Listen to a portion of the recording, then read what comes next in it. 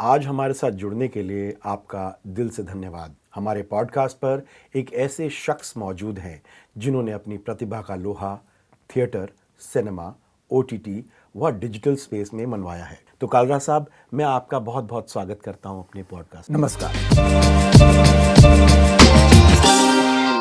मैं सिद्धार्थ जी का बहुत बहुत शुक्रिया अदा करता हूं, जिन्होंने मुझे अपने एनीफ्लिक्स प्लेटफॉर्म के माध्यम से आपसे रूबरू होने का अवसर प्रदान किया और मुझे अपने अनुभवों को शेयर करने में आपके साथ बहुत ही प्रसन्नता होगी। धन्यवाद कालरा साहब। हम अपने कंटेंट को, अपना जो डिस्कशन है पूरा पॉडकास्ट, इसको मात्र लगभग 7 हिस्सों में डिवाइड करेंगे। तो पहला हिस्सा जो कि आपके पुरानी ज़िंदगी और उस जर्नी के बारे में फोकस्ड है। तो मेरा एक सवाल है आपसे कालरा साहब, आप ये बताइए मुझे कि आपको ऐसी किस चीज़ ने इंस्पायर किया कि आप एक एक्टर बने और ये जर्नी आपकी शुरू कब हुई? सिद्धार्थ जी, जैसा कि नॉर्मली ये कहा जाता है कि हर इंसान में कलाकार कहीं ना कहीं होता है, बस वो उसको मतलब उभर के आना ज़रूरी होता है। और इसी प्रकार मुझे अपने अंदर का जो कलाकार था उसको उभारने का मौका मुझे बचपन से ही मिला। जब जैसे नॉर्मली जब छोटे छोटे बच्चे होते हैं तो रामलीलाओं में या और कुछ जो एक्टिविटीज़ होती रहती हैं स्कूल में, कॉलेज में, पार्टिसिपेट करते रहते हैं। तो मुझे भी उन्हीं से ये शौक़ शुरू हुआ और धीरे धीरे शौक़ मेरा पैशन बन गया और आगे बढ़ता चला गया। जैसे जैसे मुझे आगे मौका मिलता गया मैं आगे बढ़ता चला गया।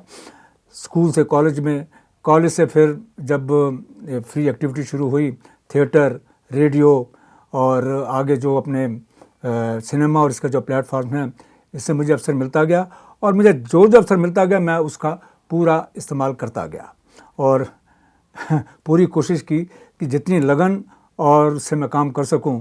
मेरे मन में कुछ क्वेश्चंस हैं इस बात को लेके कि जैसे कि अगर मैं आपसे बोलूं कि अपनी यादों के पिटारों से आप एक ऐसा एक वाकया ढूंढिए जो आपकी पहली परफॉर्मेंस, फर्स्ट एवर परफॉर्मेंस जिसको कहेंगे, चाहे वो स्टेज पर हो या फिर वो कैमरा के सामने हो, जिसके बारे में आपकी कोई बहुत ही मजबूत याद आपके दिमाग में है। शुरुआत में कई कहानियाँ बनती हैं जब आदमी को अनुभव नहीं होता और पहली दफ़ा जब उस फील्ड पे आता है या शुरुआत करता है तो कई खट्टे मीठे अनुभव होते हैं। मेरे साथ भी कुछ ऐसा ही हुआ था। यह है बात 1968 की, आई मीन 1968, जब मैंने ज़िंदगी का अपना पहला थिएटर प्ले किया था कमर्शियल तौर पर। उस नाटक का नाम था चट्टान और उनके डायरेक्टर थे श्री के.एल. रल्लन। इस नाटक के साथ एक बहुत खूबसूरत एक यादगार जुड़ी हुई है कि जो मुझे इसमें रोल मिला, आपको ये जानकर हैरानी होगी कि मेरा पूरा इंटरेस्ट होते हुए भी मुझे सिर्फ शुरू में एक लाइन का रोल दिया गया और वो लाइन ये थी, सुनो सुनो सुनो, ग्रिबोटो मारा गया, ग्रिबोटो मारा गया। और इस लाइन की मैं जब तक उस प्ले की रिहर्सल कंप्लीट नहीं हुई मैं लगातार करता था सिर्फ इस लाइन को बोलने के लिए। और फिर भी मेरे अंदर इतना कॉन्फिडेंस पैदा नहीं हो पा रहा था कि पता नहीं मैं स्टेज पर कैसे करूँगा। ये अपने आप में बहुत गहरा अनुभव था। और जब ये प्ले हुआ, स्टेज हुआ और मैंने जब ये लाइन बोली तो बोल के जब ये ठीक ठाक लाइन निकल गई तो मैं इतना खुश हुआ कि मैं बार बार हर से ये पूछता रहा, यार मैंने ये लाइन ठीक बोली थी ना, मैंने ये लाइन ठीक बोली थी ना। अब मैंने देखा जाए तो मैंने कोई ऐसा बड़ा काम नहीं किया था, एक आम थिएटर वाले के लिए एक मामूली सी बात है, पर क्योंकि ये मेरा पहला अनुभव था और उसमें एक लाइन बोलना भी मेरे लिए बहुत बड़ी बात थी और उसको बोलने में जब मैं सफल रहा तो नेचुरली मेरी प्रसन्नता की कोई सीमा नहीं रही थी। और वो उस दिन को मैं आज तक नहीं भूला हूँ और जो मेरे पुराने मित्र हैं वो आज भी इस चीज़ को याद करते हैं जब मैंने अपना पहला थिएटर प्ले किया था और मैं भी इस चीज़ को भूलता नहीं हूँ। पर उसके बाद मज़ा देखिए, जब उस प्ले का रिपीट परफॉर्मेंस हुआ तो शायद मेरी कुछ पर्सनैलिटी ऐसी थी, ये जो कैरेक्टर की रिक्वायरमेंट थी, तो हमारे डायरेक्टर रलन साहब ने कहा, वीपी अब तू मेन रोल करेगा इसमें। अब उसका नाम सुनते मेरे तो पसीने छूट गए। अगर और कोई आदमी होता और जिसको ऐसा अवसर मिल रहा है वो तो उसकी तो बाँचें खिल जाती, पर मेरे पसीने छूट गए। क्यों? कि जो बंदा एक लाइन बोलने में इतनी स्ट्रगल कर रहा था वो इतना बड़ा मेन रोल कैसे करेगा। मैंने उस वक्त उनसे माफ़ी मांगनी नहीं चाहिए, मेरे बस की बात नहीं है और मैं इतना बड़ा रोल नहीं कर पाऊंगा। और ये मौका आते आते मैंने अपने हाथों से खुद ही गंवा दिया। फिर उन्होंने किसी और आर्टिस्ट को लेके वो प्ले किया, पर मैं उस प्ले में उसी एक कैरेक्टर के साथ शुरू से लेकर एंड तक जुड़ा रहा, जब तक वो प्ले होता रहा, उसी एक लाइन को बोलता रहा। नहीं, आई एम श्योर काला जी, ये ऐसी यादें जो होती हैं ज़िंदगी में अक्सर हमें मजबूर कर देती हैं कुछ चीज़ें, कुछ लम्हों को याद करने। और वो सर ये क्योंकि ऐसा क्यों हुआ, जो उन्होंने मुझे रोल ऑफर किया, अब पता नहीं शायद उन्होंने मेरी पर्सनैलिटी की वजह से या उनको ऐसा कैरेक्टर चाहिए था, उसका ये देखें ना कि मेरे अंदर कितनी लगन से मैंने वो बोला होगा और क्या कहते हैं कितनी मैंने मेहनत की होगी उस लाइन को बोलने के लिए। उसको देखते हुए उन्होंने सोचा कि यार ये कुछ कर सकता है। पर ये और बात है कि उस वक्त तक मैंने अपने इतना कॉन्फिडेंस गेन नहीं किया था और मैंने एक अच्छी खासी ऑफर को ठुकरा दिया। नहीं, ऐसा कुछ पर मुझे इसका कोई अफसोस नहीं है क्योंकि आगे बढ़ने के फिर मुझे कई मौके मिले। बल्कि मैं तो ये समझता हूँ काला साहब, जब आप ऐसा कुछ करते हो तो नॉर्मली ये देखा गया है कि आपके मन में ना वो एक ऐसी अमिट छाप छोड़ देता है कि यार मैंने वो क्यों नहीं किया, और अगर मैंने वो नहीं किया तो अब मैं उससे बहुत बड़ा करके दिखाऊंगा। शायद एक मोटिवेशनल फैक्टर भी होगा आपके लिए। बट मेरे सवाल कुछ ऐसे हैं जैसे कि जब आपने ये काम शुरू किया, मतलब आपके ज़िंदगी में जब आप पहले परफॉर्मेंस पे गए और उसमें भी आपको जब देखा जाए तो बिगेस्ट चैलेंजेस कौन कौन से आपने फेस किए जब आपने काम शुरू किया, और आपने उनको ओवरकम कैसे किया? क्योंकि चैलेंजेस एक ऐसी चीज़ है which works like barrier in your career. तो बैरियर को तोड़ के निकलना ही इंसान के लिए, एक स्पोर्ट्समैन के लिए बहुत ज़रूरी है। और मैं समझता हूँ कि फील्ड चाहे कोई भी हो, इंसान एक स्पोर्ट्समैन की तरह ही खेलता है और उसको जीता है। क्या कहना है आपके इस पर? सिद्धार्थ जी, जब भी कोई व्यक्ति घर से बाहर कदम रखता है कुछ सीखने के लिए, स्ट्रगल करता है, तो चैलेंजेस तो उसको फेस करने ही पड़ते हैं, क्योंकि बगैर उसके आप सीख नहीं सकते, कुछ कर नहीं सकते लाइफ में जी। तो उसके लिए आपको मेंटली, फिजिकली सब तरीके से तैयार रहना पड़ता है जी। और मैं भी जब इस फील्ड में आया और शुरू में नेचुरली मुझे बहुत परेशानियां हुई, चाहे वो रेडियो था, चाहे वो थिएटर था, या अपना ये जो टीवी सीरियल्स वगैरह थे। दिक्कतें तो शुरू में जब आप पहली दफ़ा कैमरा फेस करते हो आती हैं, पर उनको कम करना, पर उन दिक्कतों को ओवरकम करना शो करता है कि आप में अंदर कितनी लगन है, कितना पैशन है। और वही चीज़ हुई। अब फॉर एग्जांपल शुरू में जब मैं थिएटर से जुड़ा हुआ था तो नेचुरली मैं थोड़ा सा प्रोडक्शन का काम इधर उधर बहुत कुछ करता रहता था। इससे मुझे थोड़ा सा पता लग गया भाई कैसे आदमी काम करता है, थिएटर एक्टिविटी क्या है, कैसे बिहाइंड द स्टेज काम करते हैं, और अगर बाय चांस आगे आने का मौका मिले तो कैसे करना है। तो वो एक टीम वर्क होता है जो मैंने सीखा, क्योंकि एक बड़े डिसिप्लिन में हमें वो काम करना पड़ता है, और वो चीज़ मैंने उससे सीखी और यही चीज़ मुझे आगे काम आई। अब उसके बाद थिएटर के बाद जब धीरे धीरे हमारा पंजाबी थिएटर शुरू हुआ, उसमें मैं कमर्शियल भी आ गया। पर एक सरकारी नौकर होने के नाते मैं कोई कमर्शियल काम तो कर नहीं सकता था। इस वास्ते अपनी यंग एज में भी एक शक्ल सूरत भी मेरी ठीक ही थी, एक अच्छे मौके मिलते हुए भी मैं उनका इस्तेमाल नहीं कर पाया क्योंकि मैं कमर्शियल काम नहीं कर सकता था। इसलिए मैं थिएटर के साथ ही जुड़ा रहा, और उन दिनों पंजाबी थिएटर बहुत ही पॉपुलर होता था, तो मैंने अपने आप को उससे जोड़ा। लगातार डे नाइट हमारे शोज़ होते थे और हम लोगों को एंटरटेन करते थे, तो सारी कॉमेडीज़ होती थी। उसी में ही एक हमारा प्ले था खांदी छोले डकार बता मादे। ये हम रेगुलर किया करते थे और इसके बहुत सारे शो किए थे और इसमें मेरा लीड रोल था। अब इसका भी अपना एक अनुभव है। अब बाई चांस, क्योंकि उस वक्त अमृतसर की जितनी भी रिकॉर्डिंग्स होती थी वो हमारी दिल्ली से रिकॉर्ड होती थी। अच्छा। टेलीकास्ट अमृतसर में होती थी पर रिकॉर्डिंग उसकी सारी दिल्ली में होती थी जी।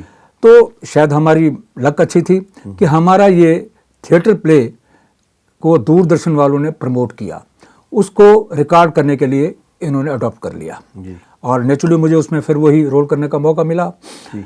अब मज़े की बात ये देखी कि ये प्ले था तो अमृतसर टीवी के लिए, शायद मेरी किस्मत अच्छी थी कि ये प्ले उन्होंने एक संडे को दिल्ली पे भी टेलीकास्ट करने के लिए अनाउंस कर दिया। और उस वक्त तो पुराने वक्त की बात कर रहा हूँ मैं, सिंगल चैनल होता था ब्लैक एंड वाइट का, और लोग सारे देखते ही देखते थे। और मेरे घर के आसपास किसी को कुछ पता नहीं था कि मैं थिएटर करता हूँ क्या, क्योंकि हमारे पेरेंट्स उनके बच्चे थिएटर कर रहे हैं, ड्रामा कर रहे हैं, इस बारे में बातचीत करना ठीक नहीं समझते थे। और नेचुरली मेरे बारे में वो किसी को कुछ नहीं बताते थे। उस जमाने में तो शायद लोग समझते थे कि डांट पड़ती थी सर। जब मैं रात को 12 बजे घर आता था तो पेरेंट्स से भी डांट पड़ती थी, वाइफ भी, उस समय शादी भी मेरी हो चुकी थी तो वाइफ से भी डांट पड़ती थी, पर उसके बावजूद भी मैंने ये अपना काम चालू रखा, करता रहा मैं, जो भी, क्योंकि मेरा शौक था।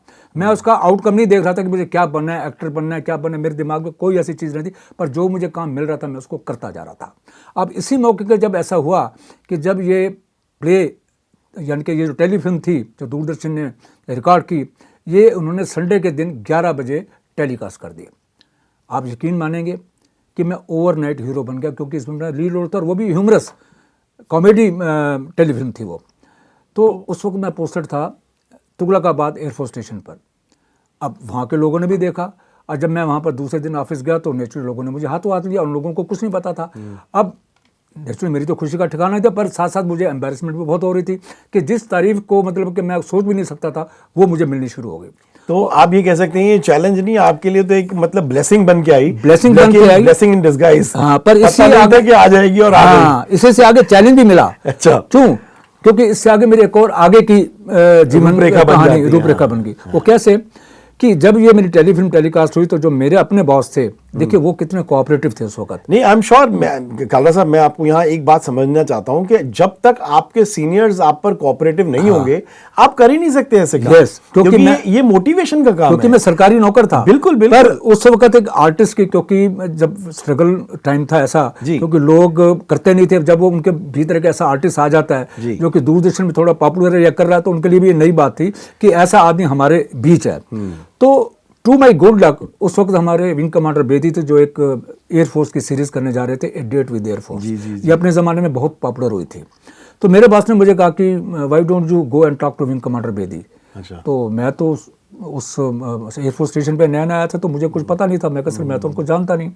तो वो कहते चलो मैं बात करता हूँ। तो उन्होंने खुद विंग कमांडर बेदी को फ़ोन किया, मेरे बारे में बताया, और वहाँ से आपको एक नया स्टेपिंग स्टोन मिल गया। उन्होंने मुझे बुलाया, मेरे से बातचीत की, और उस दिन के बाद उन्होंने मुझे मेरे ऑफिस में वापस नहीं जाने दिया। यानी कि ये तो कमाल हो गया, कल अपने साथ रखा, अपने साथ रखा। और इस वक्त से हाँ जी मुझे मेरी इस एक्टिविटी की नई जर्नी स्टार्ट हुई।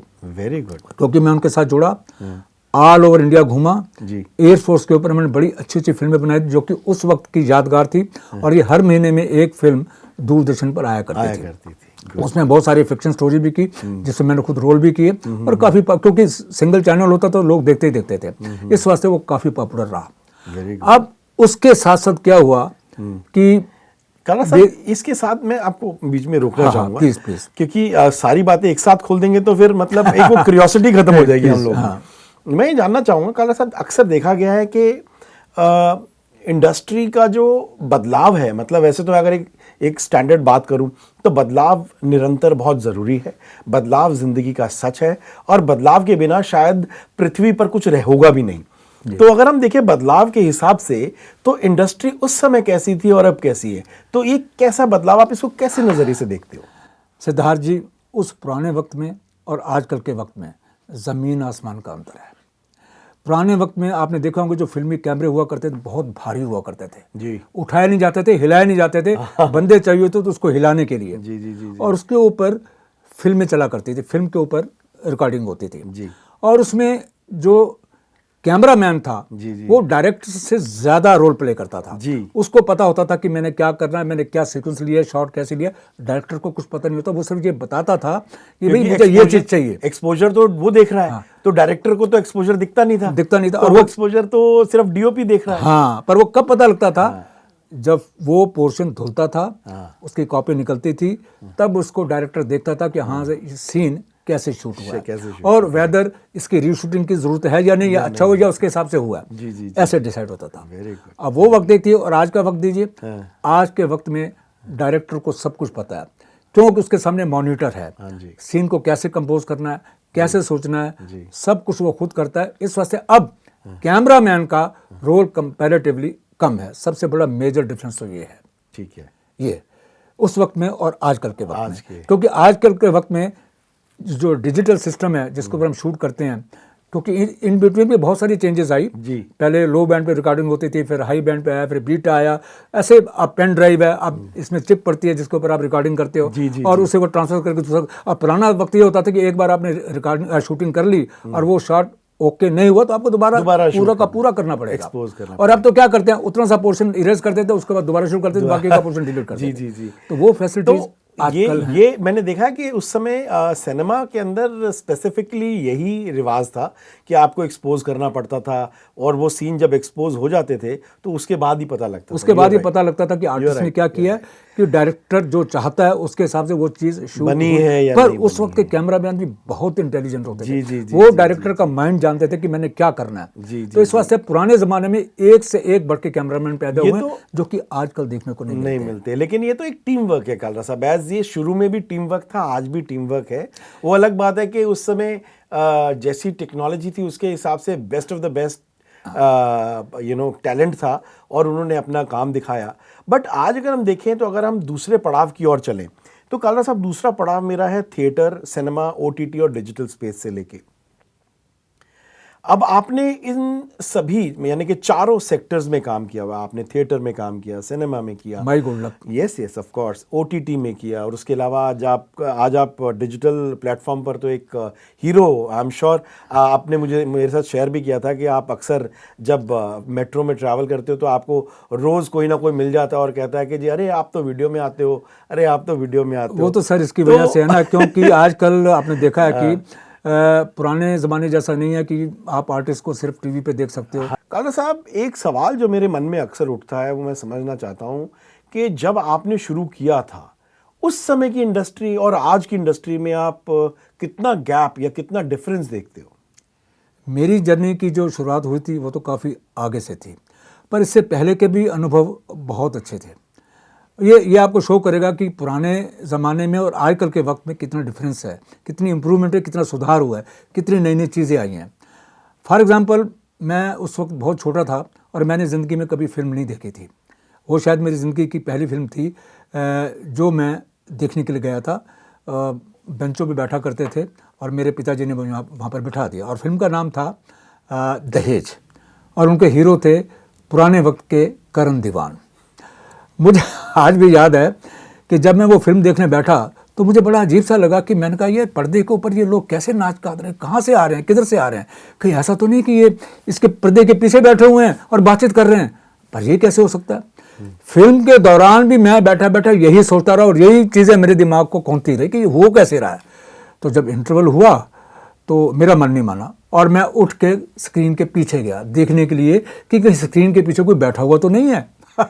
बताइए, हमें इतना भी नहीं पता था। और जब मैंने देखा कि वहाँ तो कोई भी नहीं है, अरे मैंने कहा यार ये तो पागल है, मैं उठ के घर वापस चला आया। तो ये था मेरा पहला अनुभव।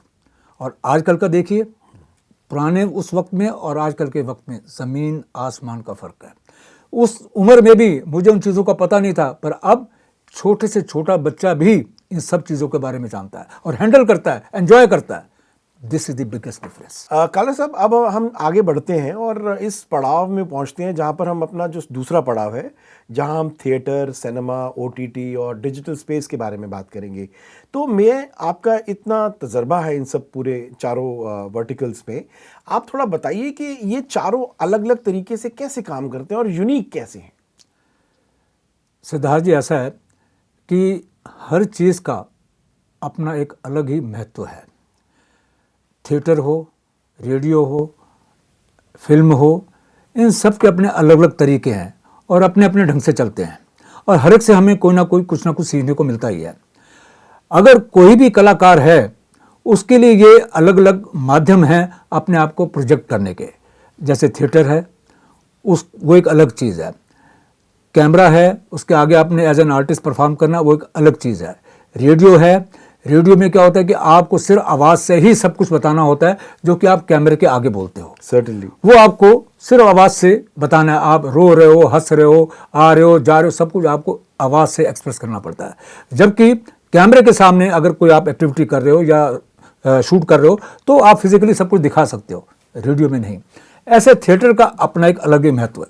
थिएटर में आपको पता लगता है कि आपको कैसे बोलना है, आपकी आवाज़ की जो थ्रो है वो ऑडियंस तक कैसे पहुंच रही है, आपकी आवाज़ को शक्ति मिलती है, कैसे आप शब्द बोलेंगे, कैसे डिलीवर करेंगे, और कैसे आप पब्लिक से रूबरू होते हैं, जिससे आपका जो अंदर का विश्वास है वो बढ़ता है। आप पब्लिक को फेस कर सकते हो। सिर्फ कैमरे के आगे खड़े होके अगर आपको 4 शब्द भी अगर थिएटर में बोलने पड़ जाएं, आपके लिए बड़ी मुश्किल पड़ जाती है। पर अगर एक थिएटर के आदमी को कैमरे के आगे खड़ा कर दोगे, वो बोल जाएगा। ये दोनों में बहुत बड़ा डिफरेंस है। बट मैं जानना चाहूँगा कि ये डिफरेंस तो है, बट चारों की अगर हम बात करें, जैसे कि सिनेमा, थिएटर का तो आपने बताया, सिनेमा का भी आपने आइडिया दिया, ओटीटी और डिजिटल के बारे में कैसा आपका अनुभव क्या है, ये यूनिक कैसे हैं? ओटीटी और जो डिजिटल है, ये सर सिद्धार्थ जी, ये आजकल की देन है। पहले ज़माने में ये काफ़ी समय तक डिजिटल को कोई जानता भी नहीं था, ओटीटी को कोई जानता भी नहीं था। लोग जाते थे थिएटर में देखने के लिए। उसके बाद शुरू आई दूरदर्शन की। दूरदर्शन सिंगल चैनल होता था।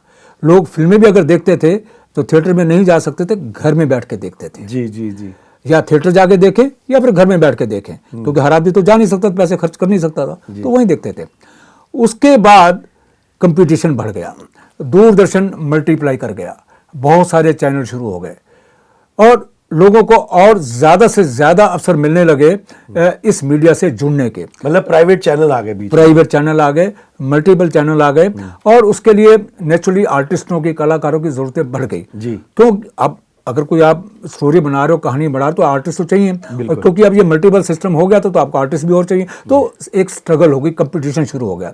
ज़्यादा से ज़्यादा लोग इस तरफ अट्रैक्ट होने लगे। पुराने ज़माने में इतने में नहीं जाते थे क्योंकि पेरेंट्स लाइक ही नहीं करते थे, पर अब इसके ग्लैमर को देखते हुए और इसके क्षेत्र को देखते हुए ज़्यादा से ज़्यादा और पढ़े लिखे लोग इनके साथ जुड़ने शुरू हो गए। मेरे को जहाँ तक याददाश्त जाती है, मैं उस समय बहुत छोटा था, बट मेरे को लगता है कि वो जो एपिसोडिक सीरियल्स आते थे, फौजी, और वो एक स्टेपिंग स्टोन था मेरे ख्याल से। उसके बाद तो फिर जैसे चैनल्स की बाढ़ आ गई और उसके बाद फिर कंटेंट, मतलब आज हम कंटेंट बोलते हैं, उस समय उनको बोलते हैं टीवी प्रोग्राम्स की बाढ़ आ गई कि आपके यहाँ पे भाई कौन सा एपिसोड चल रहा है या कौन सी सीरीज चल रही है। सीरीज तो आज हम बोलते हैं, पर तब वो प्रोग्राम का नाम होता था, जैसे बुनियाद या फौजी या फॉर दैट मैटर कोई भी ऐसा, और बाकी बोलते थे भाई कौन सा एपिसोड चल रहा है।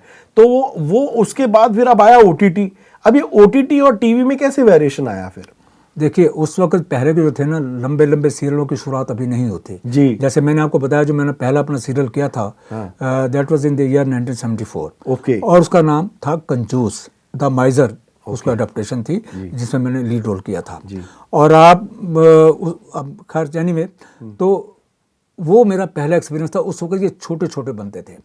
इसके बाद आपको याद होगा, पता नहीं आप उसको छोटे होंगे, दूरदर्शन ने एक सीरीज शुरू की, हम लोग, क्योंकि बहुत ही लंबे समय तक चला था। जी जी जी। और उस हम लोग सीरियल के कलाकार बाद में बॉम्बे शिफ्ट हो गए और बड़ी बड़ी फिल्मों में उन्होंने काम किया। वो बड़की और Basheshar, I remember those character, और जाने माने कलाकार बन गए फिल्म इंडस्ट्री के। जी जी जी। इसी प्रकार उनका फिर अट्रैक्शन बढ़ा। वो एक पहला लंबा सीरियल था और इसी का उदाहरण लेते हुए लंबे लंबे सीरियल शुरू हो गए। जी।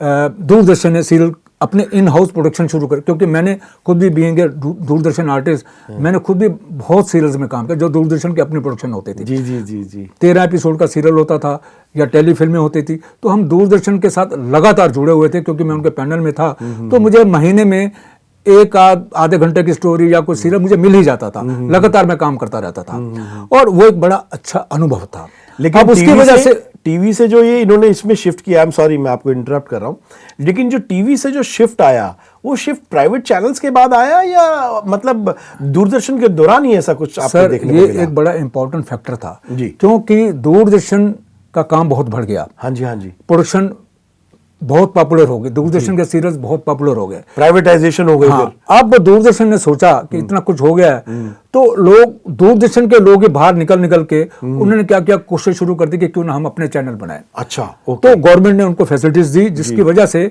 नए नए चैनल बने। अब नए नए चैनल बने हैं तो सीरियल कैसे बने, प्रोग्राम कैसे बनाए।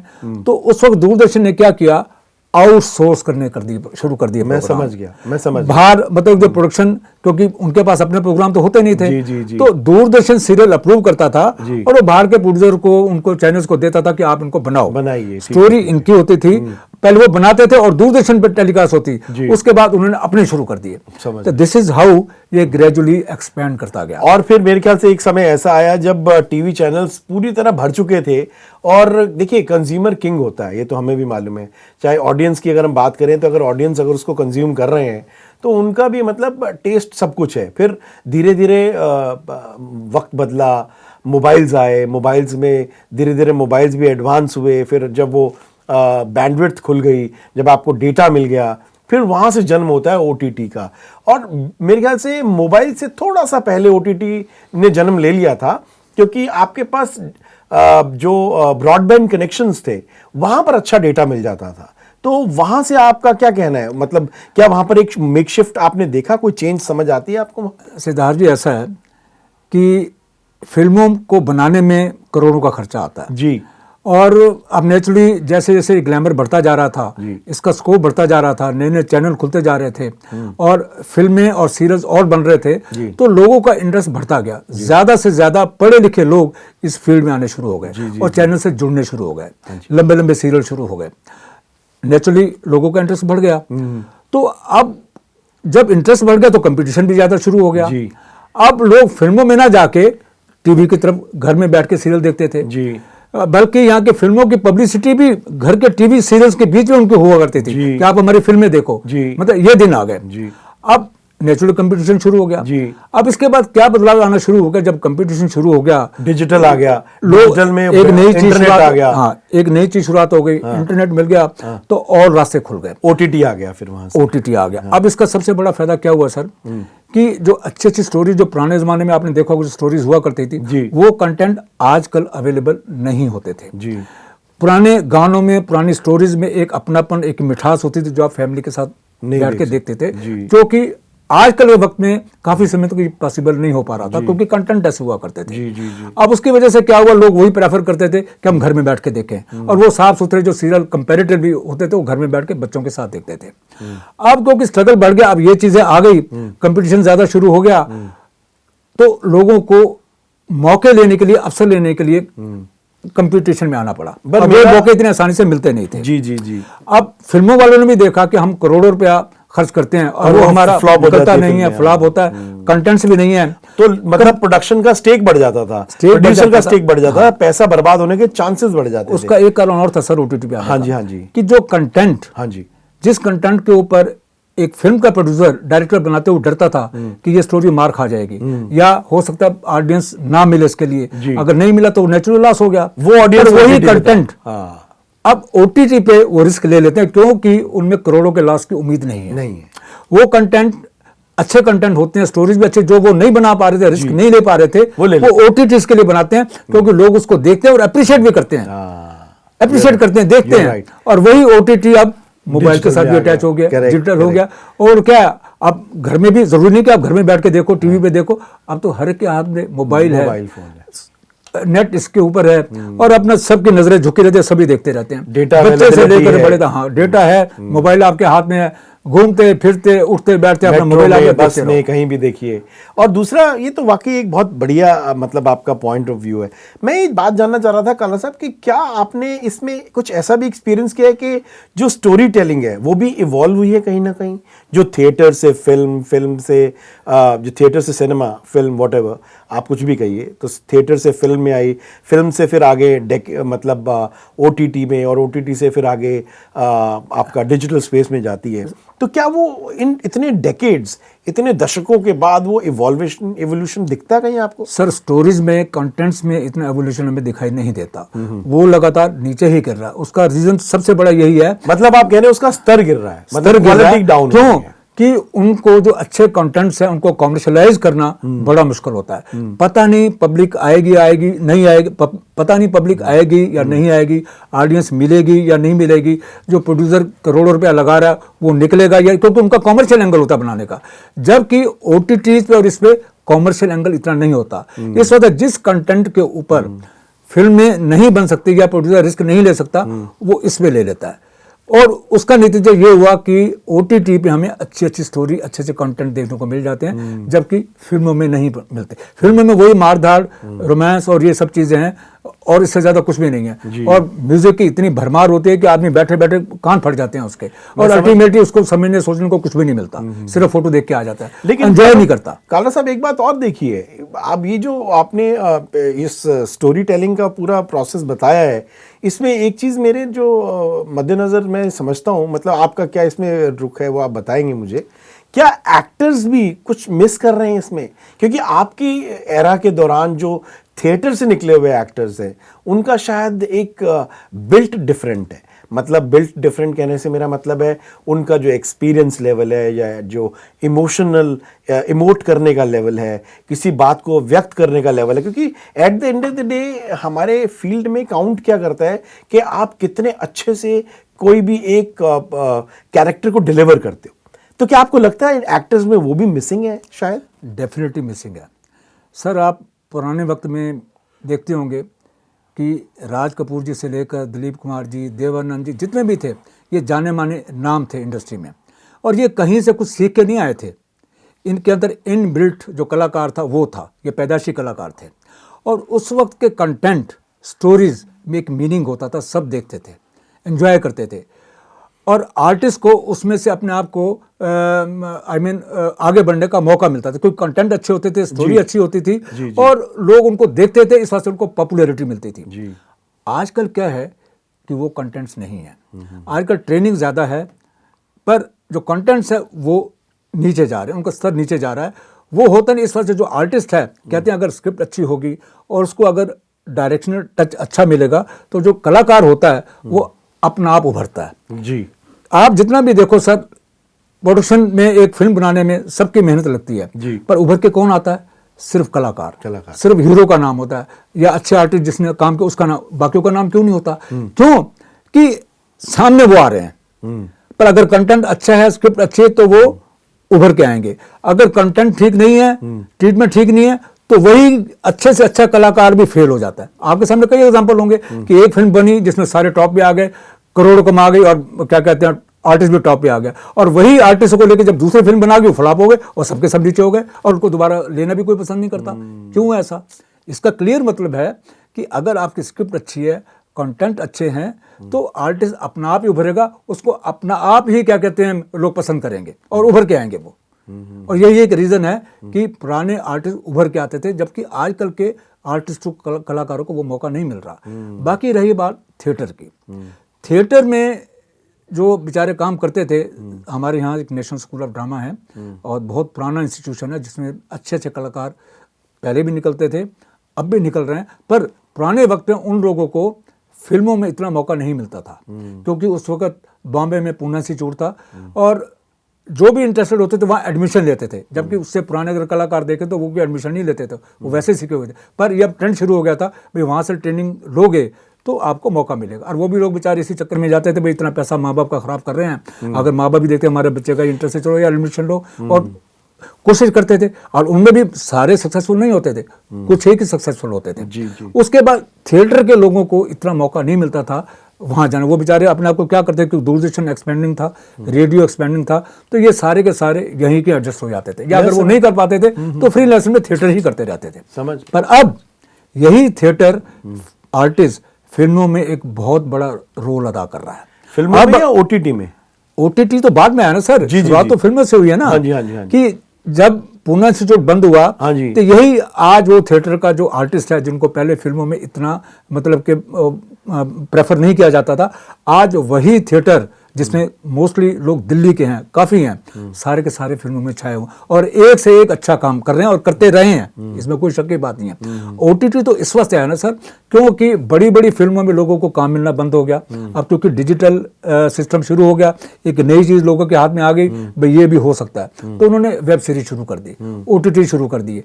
चैनल से, क्योंकि चैनल पर भी बड़ा खतरा है, अब चैनल कई चीज़ अप्रूव करते हैं या नहीं करते हैं। ओटीटी भी आपने अगर अप्रूव का एक स्क्रिप्ट दे दी और उसके क्या कहते हैं वेब सीरीज बना दी, तो उसके 10, 12, 15, 20 एपिसोड जब तक वो स्टोरी चल रही है आप उसको देखते रहो, टीआरपी है उसको देखते रहो, तो फिल्मों का खतरा तो कम हो गया ना। प्रोड्यूसर बच गया करोड़ों रुपए खर्च करने से, या एक्सपेंसेस भी कम आता है, खर्चा भी कम होता है और आपको पब्लिसिटी भी उतनी मिलती है और आर्टिस्ट को भी एक अच्छा अनुभव होता है, अच्छी स्टोरी। आप कंपेयर करके देख लीजिए कि फिल्मों में आजकल सिर्फ मार धाड़ के सिवा कुछ नहीं है, जबकि जो ओटीटी में जो कंटेंट्स हैं चाहे वो सेंसर नहीं है, पर फिर भी अच्छे अच्छे सब्जेक्ट के ऊपर वो बन रही है, जो नॉर्मली एक प्रोड्यूसर उनके ऊपर फिल्म बनाना पसंद नहीं करेगा, क्योंकि उसको ये डर रहेगा कि पता नहीं मेरा पैसा भी निकलता या नहीं निकलता।